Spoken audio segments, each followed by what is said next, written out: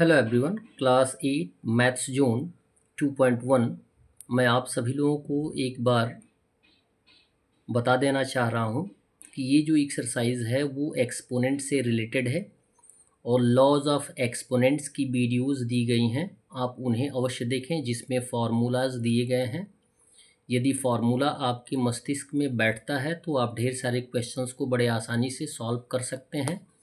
Laws of exponents में ये बताया जाता है कि दो पार्ट होते हैं, एक लोअर पार्ट एक अपर पार्ट। ठीक है, तो लोअर पार्ट जो होता है उसे हम बेस बोलते हैं और जो अप साइड लिखा जाता है उसको बोलते हैं पावर, जिसका दूसरा नाम एक्सपोनेंट भी होता है और इसका तीसरा नाम जो है इंडेक्स भी होता है। यानी पावर को इंडेक्स के रूप में, एक्सपोनेंट के रूप में भी हम रिफ़र करते हैं। क्वेश्चन नंबर 2 दिया गया है, express each of the following in the exponential form. अब हमें क्या करना है, जो कि एक्सपेंडेड फॉर्म में दिया गया है इसे हमें एक्सपोनेंशियल फॉर्म में एक्सप्रेस कर देना है, यानी पावर के रूप में एक्सप्रेस कर देना है।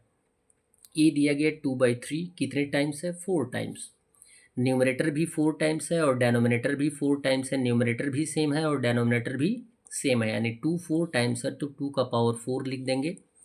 3 4 टाइम्स है तो 3 का पावर 4 लिख देंगे। इट मीन्स ये है कि 2 का पावर 4, इट मीन्स 2 को 4 टाइम्स मल्टीप्लाई करना है। 3 power 4 it means 3 4 times multiply करना है। यदि न्यूमरेटर और डेनोमिनेटर का पावर सेम होता है तो इसको एज ए होल हम लिख सकते हैं 2/3 whole to the power 4। It means यहाँ पर ये बताया गया कि 2 4 टाइम्स है, 3 4 टाइम्स है। सेम कंडीशन 2 भी 4 टाइम्स एंड 3 भी 4 टाइम्स। बी दिया गया है 3/8 कितने टाइम्स है, 5 टाइम्स है। Same condition 3 power 5 and 8 power 5। Clear. इसको हम यदि देखते हैं तो न्यूमरेटर और डेनोमिनेटर का पावर सेम है तो यह एज ए होल यूज़ कर दिया जाएगा, 3/8 होल टू द पावर 5। सी दिया गया -5/7 कितने टाइम्स दिया गया है, 1 2 3 4 5 6 टाइम्स दिया गया है। क्लियर है, तो -5/6 हो जाएगा और 7 का पावर 6 हो जाएगा। यदि दोनों का पावर सेम है तो इसको हम लिख देंगे -5/7 पावर 6। और ये आप याद रखिए कि कभी भी यदि टर्म जो है, पावर जो है इवन टाइम्स में होगा तो नेगेटिव जो टर्म होता है वो क्या हो जाता है, पॉजिटिव होता है। क्लियर है, यानी ये पावर जो 6 दिया गया वो इवन टाइम्स है। यदि ऑड टाइम्स होता तो यहाँ नेगेटिव होता है, लेकिन यहाँ पे क्या है, इवन टाइम्स है, तो ये आंसर क्या आ जाएगा, पॉजिटिव आ जाएगा। आपको ये बताया ही गया है कि जितने भी नेगेटिव इंटीजर्स होते हैं यदि वो इवन टाइम्स होते हैं तो उनका आंसर पॉजिटिव होता है, यदि ऑड टाइम्स में मल्टीप्लाई करते हैं तो उनका आंसर नेगेटिव आता है।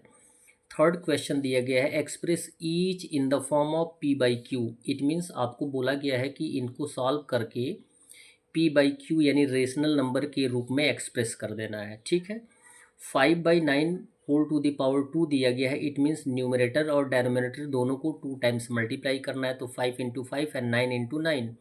5 5 जा 25 एंड 9 9 जा 81, यानी आंसर हमारा p/q के रूप में कैसे आ जाएगा, 25/81। बी दिया गया 4/7, it means whole to the power 7 है, तो न्यूमरेटर और डेनोमिनेटर दोनों को हमें 3 टाइम्स मल्टीप्लाई करना होगा। 4 into 4 into 4, 7 into 7 into 7 multiply कर देंगे। 4 4 जा 16, 4 जा 64, 7 7 जा 49, 7 जा 343। ये हमारा आ जाएगा p/q के रूप में 64/343।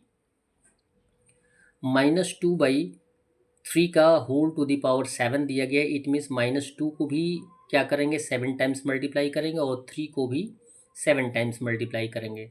और जबकि यहाँ पे पावर क्या है, ऑड टाइम्स है, तो आंसर भी क्या होगा, नेगेटिव होगा। यदि पावर यहाँ पे इवन टाइम्स होता तो आंसर क्या हो जाता, पॉजिटिव। -2 को 7 टाइम्स मल्टीप्लाई करेंगे तो आंसर आ जाएगा -128। 3 को 7 टाइम्स मल्टीप्लाई करेंगे तो आंसर आएगा 2187। ये हो जाएगा हमारा p/q के फॉर्म में, यानी रेशनल फॉर्म में या फ्रैक्शन फॉर्म में। डी दिया गया है -5/2 होल टू द पावर 3, यानी -5 को 3 टाइम्स लिखेंगे, मल्टीप्लाई करेंगे। 2 को 3 टाइम्स मल्टीप्लाई करेंगे तो -5 को 3 टाइम्स अगर मल्टीप्लाई कर देंगे तो -125 आएगा। -5 यानी नेगेटिव इंटीजर जो है वो ऑड टाइम्स मल्टीप्लाई किया जा रहा है, तो आंसर क्या होगा नेगेटिव। 2 को 3 टाइम्स मल्टीप्लाई करेंगे तो आंसर आ जाएगा 8। ये हो जाएगा p/q के फॉर्म में। e दिया गया है -1/2 होल टू द पावर 8। अब आती है बारी यहाँ पर पावर की। पावर क्या है इवन टाइम्स, तो आंसर क्या हो जाएगा पॉजिटिव, यानी -1 को 8 टाइम्स मल्टीप्लाई करेंगे तो आंसर किस में आएगा पॉजिटिव आएगा। तो -1 का क्या हो जाएगा 1, और 2 को 8 टाइम्स मल्टीप्लाई कर देंगे तो आंसर आ जाएगा 256। आंसर आ जाएगा हमारा p/q के फॉर्म में 1/256। That's all. वीडियो को लाइक करें और चैनल को सब्सक्राइब करें, और इसके साथ साथ लॉज ऑफ एक्सपोनेंट्स की वीडियोस दी गई है, उसे आप अवश्य देखें और अपने नोटबुक पर लिखकर याद करने का भी प्रयास करें। धन्यवाद।